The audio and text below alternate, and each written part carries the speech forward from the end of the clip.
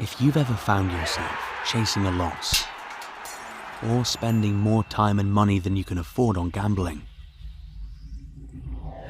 then you might have a gambling problem. In a world full of temptation, it can be difficult to maintain control. And fighting addiction can be really tough for you and your loved ones. Gamban can remove temptation by blocking your devices from accessing gambling websites and apps, wherever you are in the world. Easy to install and non-intrusive, Gamban is a helpful tool for tackling gambling addiction. Gamban can help you get back on your feet and give you the time you need to enjoy the more important things in life.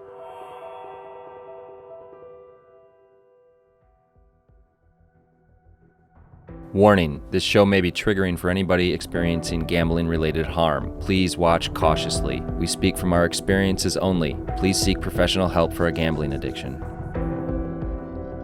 I'm not sure I want you to put that conversation in because that person might watch and I don't want to offend them. Well, I didn't have record the whole time, right? Right. So it would just be a mysterious end of story. What were they talking about? Especially when I say, don't put that conversation in, okay? I don't want anybody to hear that. That's what you should do. We should start it with that. And then people will be like, what was the conversation? Oh, gosh.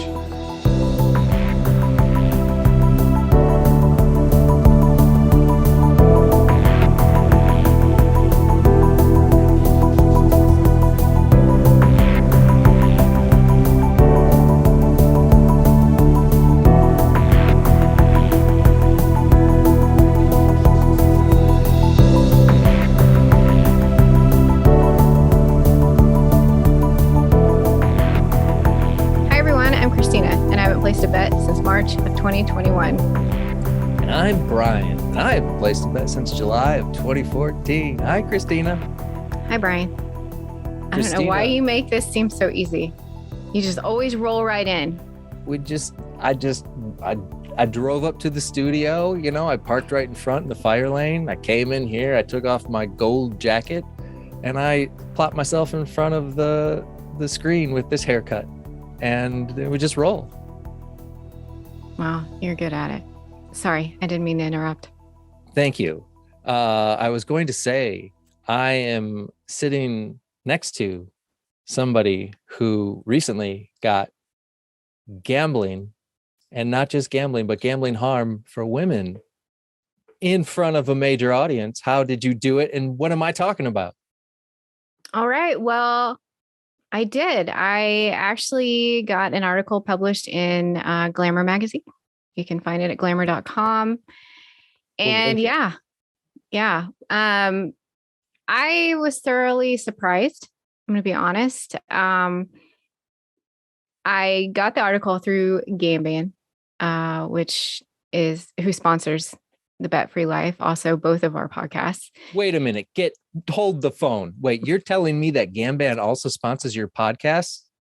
The Broke Girl Society? Yes. And they also sponsor my podcast, All In, the Addicted Gamblers podcast? Yeah. Well, there's some good people. That's very They really are. And they have a lot of faith in us.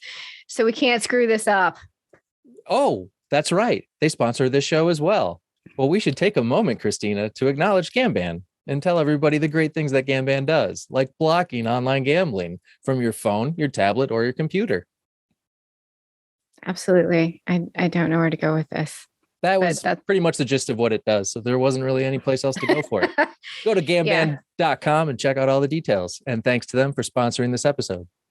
Yeah, and being the great people that they are, because it was through them that I got the opportunity to do this article in Glamour, and I got the opportunity to share a little bit of my story.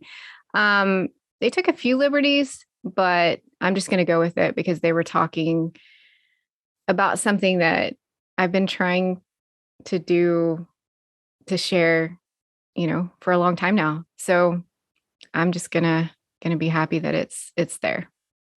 What was the gist of it? Well, when they initially reached out, it was about debt. They do a series about debt, and they wanted to know like how I got out of debt. Well, I've been completely honest through my podcast and social media that I am not out of debt. Um, I am only a year in recovery, and I still have debt, but I work a plan of recovery for my debt. And so, I work a snowball method plan for my debt, and it's been extremely helpful. I got others involved early on to help me kind of sort through things and pick out what I needed to focus on the most in the moment, which helped me kind of settle the chaos of my finances when I first stepped into recovery. And so, yeah, it was initially when they sent me the questions, I wasn't like super excited about it because I was like, I don't know how to answer these questions. This isn't really what I want to talk about. I want to talk about gambling addiction, but in truth, debt and gambling addiction go hand in hand. And so I looked at these questions and I'm like, how can I answer these questions in a way that talks about my addiction, talks about recovery, and also talks about how I'm managing debt in my recovery. And I believe I met the challenge because they published the article. You showed me your answers to the questions that they asked, and I thought they were brilliant. I thought they were so good. Do you want to talk a little bit about that, or do you not want to talk about that? No, we can. Absolutely. So what I believe happened was that you were given a bunch of questions to answer, but they weren't really reflecting what you wanted to discuss. Right. I think what got me so kind of put off by the questions is I thought there were questions about gambling addiction initially. And I was really frustrated with the understanding of like the US media and gambling addiction because I thought these are the questions somebody has about gambling addiction. It was like one of the questions was, what's your favorite $5 go-to? Your favorite $5 pick me up. And I was like, okay, how can I take this question and apply it to gambling addiction? Right? How would you do it? Brian, what is your favorite $5 pick me up?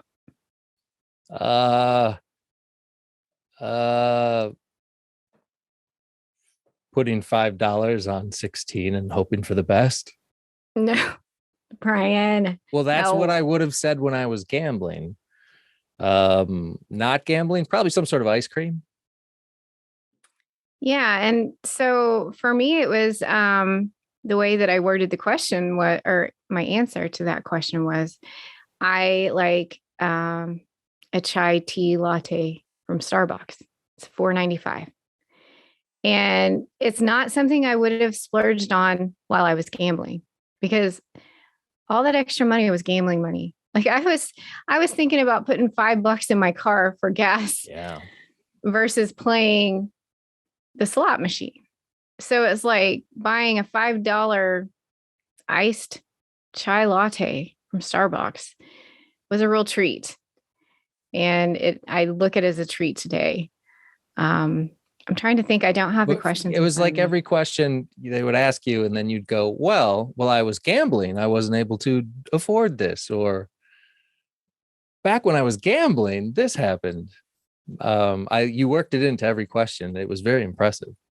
I made it my goal. I challenged myself because I want very badly to talk about this addiction openly so that somebody reading it can understand, the behaviors and kind of understand what this addiction does to us and things like that. And one of my favorite question they did ask though was like, what was your last splurge or something? And for me, it was a new set of dishes because while I was gambling, I just would let things as the dishes broke and disappeared, I didn't replace them. So I was down to like a couple of like mismatched bowls that my mom had given me. And I think 2 plates and just, for some reason I have 900 coffee mugs though. I don't drink coffee. My husband does though, but he doesn't use a coffee mug. So I don't So I guess that's why we have 900, because they don't ever get used or broke. But I bought a new set of dishes and that felt good. And now every time you see those dishes, do you think, I'm not gambling and that's why I can eat off these dishes? Every time I see those dishes, I'm thankful that I'm paying more attention to the things that I need. And that feels good. Yeah. Well, we'll link that article because that was super cool that you got that in there. And I just congratulations on it, because it's not a magazine that typically would be talking about addiction, or at least gambling addiction. And you got them to. Yeah. And you might have to, like, I think put in there like debt or something to pull it up on the website, or if we have the direct link. But it's a magazine that has millions of readers global. And, it all Some goes of them back are gonna yeah. relate to you and what you talked about with gambling. Yeah. And it all goes back to, right. That's our goal for all of us who recover out loud, is to reach that one person who just really needs to know they aren't alone. So it goes back to everything we do. It's to reach that one person, to let them know that, hey, I'm not alone in this. Like, I did this shit too. So, and that kind of like brings me to the topic that I wanted to talk to you about, and that's recovery out loud. Mm. Because it takes us to a really vulnerable place, right? We're sharing like kind of our worst things with people, Mm-hmm. or like our worst selves with people. And for the most part, I haven't had anybody give me too much feedback or grief over a story I've shared or any of that, because I think most of the people listening to our stories are not going to throw stones at glass houses, right? Yeah. Have you had any experiences that, out of all the years that you've talked about gambling addiction, talked about your stories, have you had any negative experiences? No. No. One There was one guy, but we just disagreed on something. And let's see, I did leave Twitter, but that wasn't for anything specific. That was just overall general mental well-being. So no, I haven't had a negative experience with somebody being like, "Oh, you did that, you suck," or anything like that. No. Yeah, because I had my first experience and Oh, with somebody kind of judging some of the things that I shared. And I don't want to get too specific in case there's somebody that watches, but it was very much like, well, I'm glad I didn't know you when you were addicted. Um, you know, because of these behaviors that you had. And it really kind of took the wind out of me for a minute, because I'm like, I I wouldn't have wanted to know me when I was addicted either. I wasn't the best person, but when you're recovering out loud, you're being vulnerable and you're sharing these things to help others. It's hard when somebody kind of like throws it back at you, and like, man, it almost in a way of like, and I could be projecting. I don't think I yeah, maybe am, they didn't mean it in a negative but way. maybe they didn't. But it came off that way. And it kind of took the wind out of me for a minute, because I'm like, wow, this is hard. Really from the very beginning, I've been as open as I can with people, podcast, this show. And I've shared some really tough stuff. And I guess I didn't think about somebody kind of turning those words into being like, man, you really were a piece of shit, kind of thing. And then you have to be like, I was, and I told you I was. Thanks for letting me know that you got the message, kind of thing. There And it was just kind a long ago, I wrote a book that I thought was funny, and I want that book. I don't know that it was. I tried to make it funny, but who knows? but I wrote it and I was still gambling. I wrote it towards the end of my addiction. And one of the reviews was by somebody who also listened to the podcast. And in the book review, he wrote something along the lines of, after reading this book, I now understand why you're doing a podcast about addiction, or something along those lines. And I was like, yeah, I guess it is it. If you say it all out loud, you open yourself up to that sort of critique. And I was kind of like, well, he's not wrong. He's not wrong at all in that review. It was, I took it a little harshly at first, like, oh, but then I kind of realized, well, yeah, if somebody said all this out loud and then put it in a book, yeah, maybe they were living in excess in certain areas of their life. And I was, for sure. So. And we will post a link to that book. Oh God, no. That book will die a slow death with me. I'm pretty sure you said you had 12 copies. I do, but nobody. Yes, only Jeff knows where my house is. Yeah, but no, I mean, I got, like, every now and then I've received a couple of bad reviews. One was for the sound sucks. I was like, well, yeah, in some of the episodes it does. That's a good point. Thank you for destroying my credibility on iTunes or at Apple Music because the sound was a little bad in one episode. But that's the stuff I've gotten. What was confusing is I got like a 1-star review and nobody wrote anything. So you're just left thinking, what did I do to that person?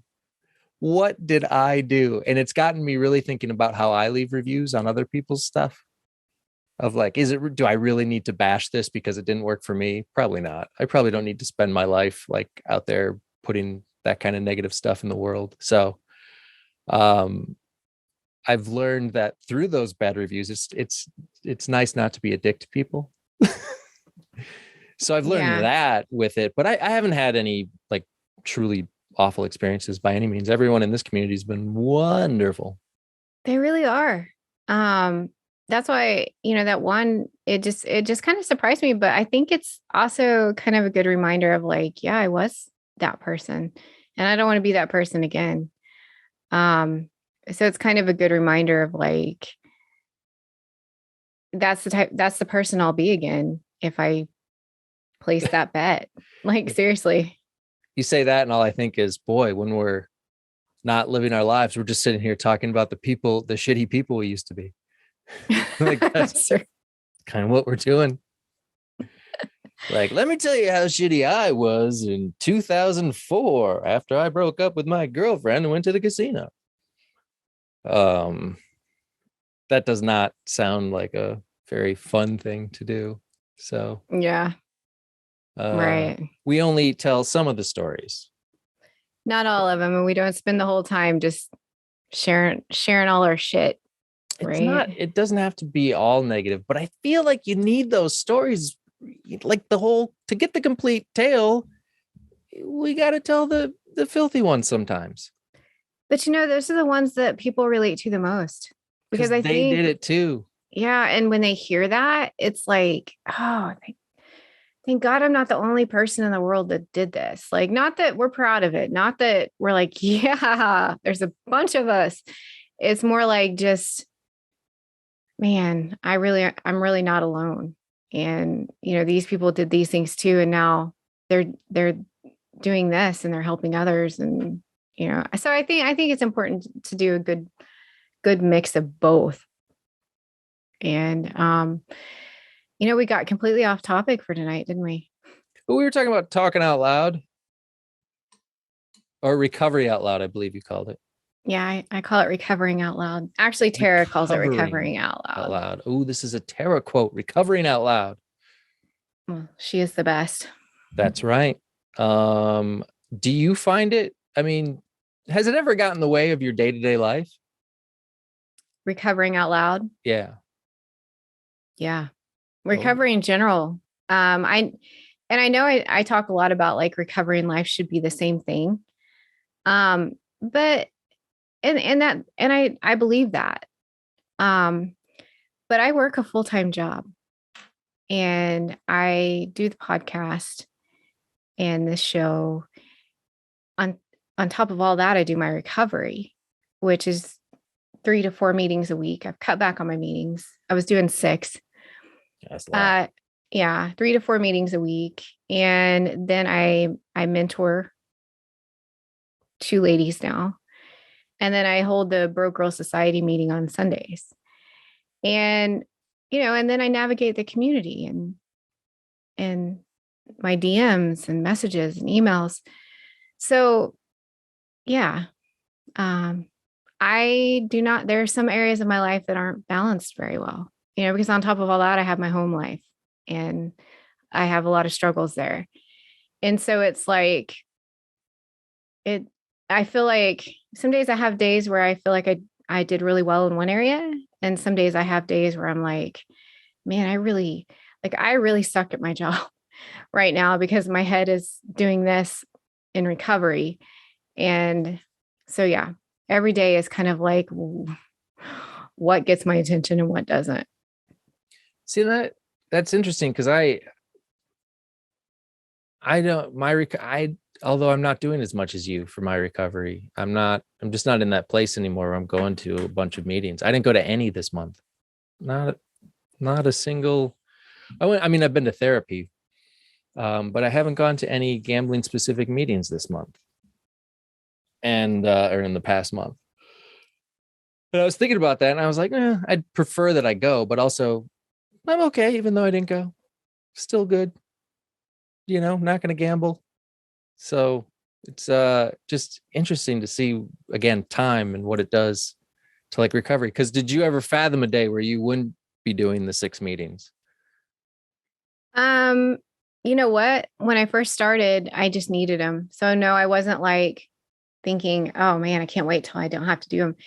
And I think too, that's another important thing to talk about is, recovery doesn't have to be a life sentence of meetings. I've said this several times. I used to think of it that way. Like, yeah, a lot of people do this for how, for when? My whole life? Oh boy.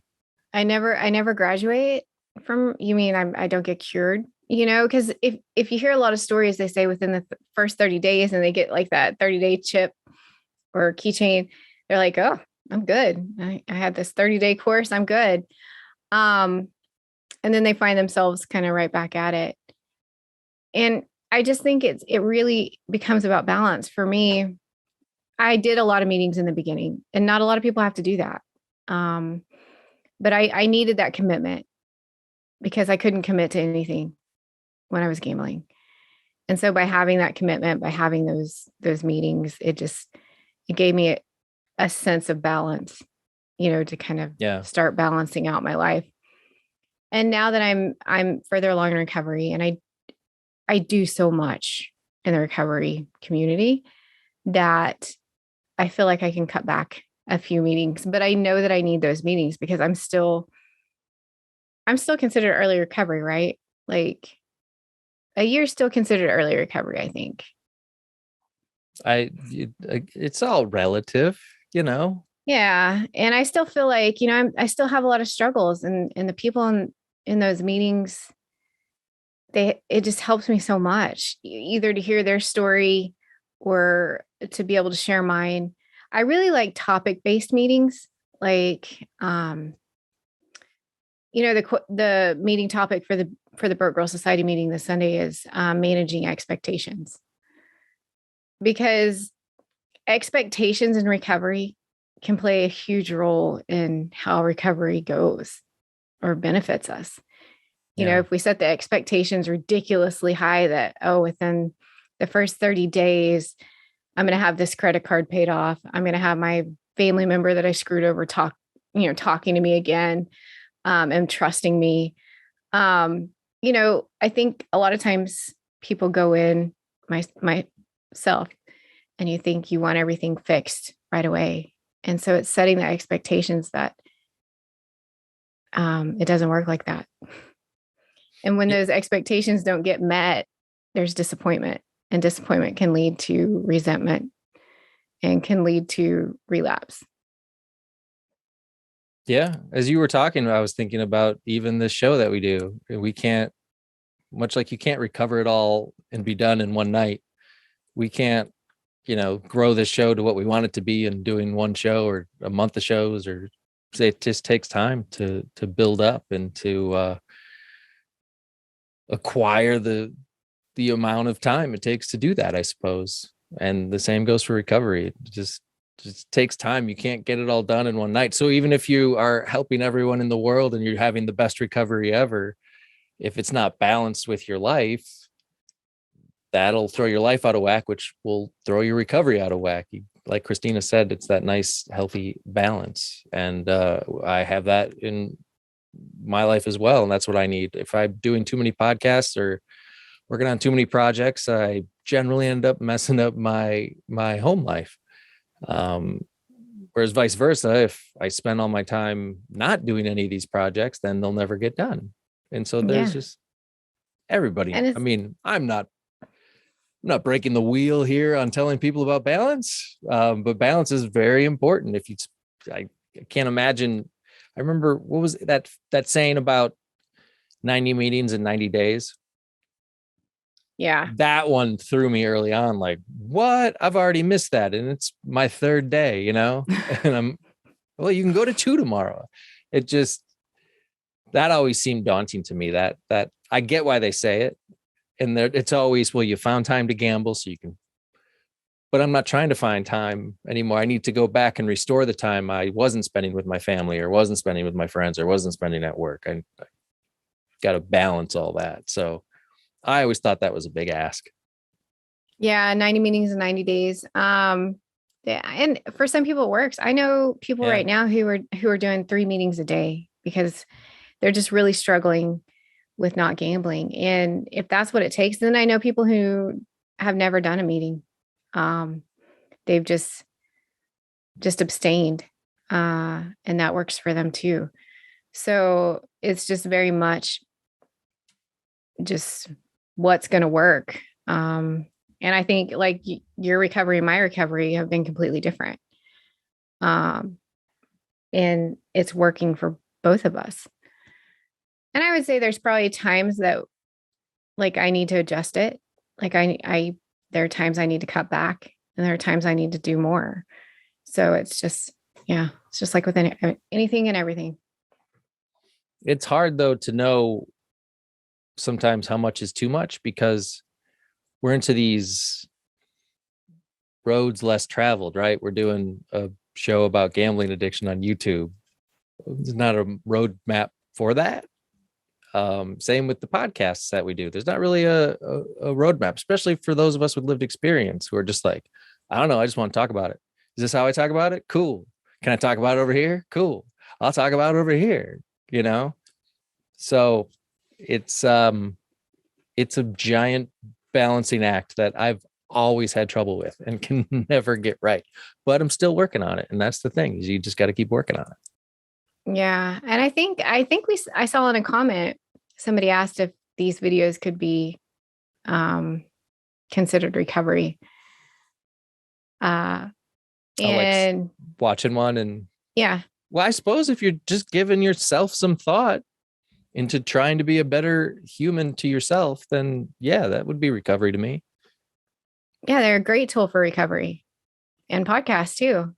Reading books, watching videos like this, listening to podcasts, anything that gets your mind just thinking about what the next step is, or curious about what life could be without gambling, I would say is on your way to recovery. Yeah. And I just like that our stories are always going to be real because they happen to us or may have happened to somebody we're close with regard to gambling. And I think it's nice to get the dirty details. And the reason is, when I was in high school and they talked about drugs and alcohol, the messaging didn't get through, right? It wasn't great messaging. And if you don't have great messaging, a wonderful message can be lost. And I fear that sometimes the messaging built around responsible and problem gambling isn't getting through because it's not good. And that's not a slight on anybody. I just mean it's just not good. And you got to learn how to reach people and talk to them. And so hopefully that's what we're doing here. I don't know if I did it there in that last 3 minutes while I was talking about the exact thing that I'm doing right now, which is stumbling a little bit, but I will say that balance. See how I Yeah, you brought that right back around. That is what a good show host would do. Circle that back around. But that's probably like we didn't talk about our topic at all. We really do That's kind okay. of We can talk these save it. out. Yeah, we'll save it for a new one. But for the people that watch these, we really do have, a conversation about these and they never go to plan. Like Brian will be like, this is just a little inside information in case you're curious about the behind the scenes of the Bet Free Life. Brian will be like, hey, you asked this. And then, I'll ask this. It never goes that way because I'll ask this and then I'll ask this and then I'll ask this. And then I'll look at him like, your turn. I still think it's amazing that you are in Oklahoma and I am in Connecticut, and yet we're in the same room. Yes, absolutely. And it's a very nice room. This is the technology portion that should impress people who watch this show, who maybe are like, all right, gambling addiction, fair enough. Oh, wow, look at that. They're out in space. Okay. I just realized now I have to edit in space now for all this to work. I've just created work for me. There you go. I bet people are wondering when we're actually going to actually meet in person. You know when that is? Oh, man. Oh, when you and I are going to meet in person? Oh, I thought you meant all the people. I thought we were going to talk about all of them too. We were talking about. We'll save that idea for when we can make it come true. Yeah, we have big plans, people. Big plans. We have really big. I agree. I concur with Christina. Big plans. Yeah. So tell all your friends in recovery about this little show that we do and leave comments and we'll try to get to them. It's just the two of us. So if we didn't get to them, it's our fault. It's our fault. Although there is somebody who watches who left a comment and I replied to the comment and said, send an email. That will be easier to talk about this rather than in the comments. I never got the email though. Send me that email. Yeah, we both check the email. Usually Brian does, but sometimes I do. And I check it, but Christine is usually the one who gets back quicker. I'm going to take that one. That's very true. But yeah, email us if you've got any questions or want, to know what resources maybe are available in your area. We really enjoy chatting with you guys. So definitely send us an email. Yes. And you can email us at thebetfreelife@gmail.com. And then listen to both of our podcasts and then come back to that. No, don't do that. They'll take a while. But listen to our podcasts as well. They're good. We put a lot of work into those. So check those out. I'm sure they're flashing on the screen right now. Hey, Brian, I got a question for you. Yes. Have you actually listened to an episode of my podcast? Have I actually listened to an episode of your podcast? Yes.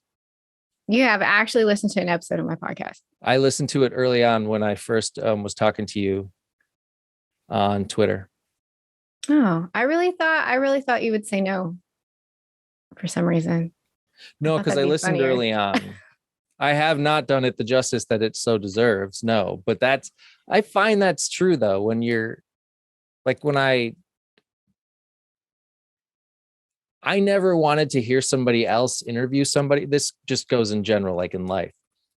Because if I'm doing it next, I don't want to hear what they have to say. So like, I don't want to get thoughts in my brain about what to talk about. And so I'll avoid specifically some for that. But also it's just a matter of after talking about it for that long, it's one of those, I want to not talk about or listen to something with gambling related. Sometimes you're just like, in my leisure time, I want to listen to something else. Yeah. I've listened to probably maybe a little over half of yours, I think, because I binged them early on. But yeah, I get what you're saying because like I'm in this true crime kick right now with my podcast. But that is because, we do talk about it so much and we talk, and I'm like, well, I talked to Christina. I can go right to the source. yeah. It's not a matter of taste or anything of the sort. I think your podcast is brilliant, and I love that there's a target audience for it. You know what I mean? Like, Yeah. I wasn't going down that road. I don't know what that road looks like. You need somebody to do that, and you F&A did it, So Oh, I think you were doing a great job with it, especially with Danielle and Tiff. So yeah, they were terrific. I wish we'd get a few more episodes out of their stuff. I loved that, the Gambling at the Girls podcast. It was really great. But I'm glad that you hopped on the scene, because otherwise this show doesn't exist, just for my own selfish reason of like, this show doesn't exist, but more so because you ripples in the waves, as you talked about, and you never know who's going to reach who or what's going to reach what. But I love that behind all the scenes, a bunch of us podcasters who do one on gambling addiction talk to each other. yeah. And everyone's super cool. Not a bad one in the bunch. Everyone went through it with their addiction and now is just trying to help other people recover. So even if you don't listen to our podcasts or watch this show, find somebody else's that'll help you. Yeah. Have we done like a list of all the podcasts? I think we have. We did an There's quite a few. episode, where we named them. Yeah, there's quite a few great ones. And I was just lucky to be a guest on the Hidden Addiction podcast. Oh, nice. Yeah, with Amanda and Leilani. Out of New York. Yeah, and that was an awesome conversation. I was joined by Tara from the Ambitious Addicts podcast. So it's like all of us podcasters are like, we like talking to each other, and we like talking. And then when it's with each other, we have someone who can respond to us and with the same. It's like that little club you're in. Yeah, we're in a club of recovery podcasters. Yeah. Well, all right. Do you think we've talked enough tonight about ourselves and recovery podcasts? Yeah. No. Now time for our topic. It should only be 30 more minutes. We'll have to save tonight's topic for the next one. Movies and recovery. Guess we ran out of time for that topic. Okay, fair enough. Oh, yeah. Oh, and we were going to play Truth or Dare, but I guess we'll do that one next one too. Next time on The Bed Free Life. That's not really how I'm going to end it. Thank you for watching today's episode. For Christina, I'm Brian. Oh, now it's going to be everywhere. Talking helps. Bye. Bye.